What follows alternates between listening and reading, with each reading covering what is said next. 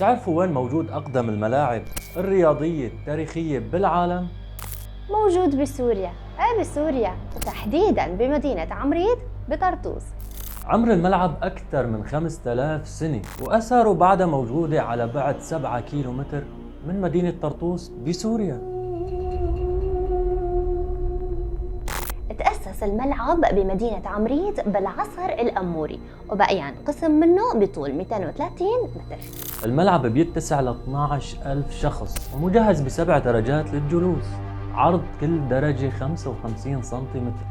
هلأ ما عندي فكرة إذا كانت بهديك الأيام تصير مباريات لكرة القدم، لكن الشيء الأكيد إنه كانت تجري بهذا الملعب المباريات والمسابقات للرياضات المائية وسباق العربات. بيحتوي كمان على حلبة مصارعة وصالة رياضية مغلقة كانوا يستخدموها للتدريب. في ملعب مماثل تماماً لملعب عمريت موجود باليونان، وهالشي بأكد إنه عمريت سبقت بلاد الإغريق باختراع الملاعب الرياضية.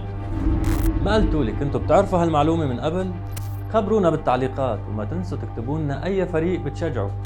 أنا بالنسبة إلي ما بتابع، الله وكيلكم ما بتابع كرة قدم. الحارس من الحكم ما بعرف.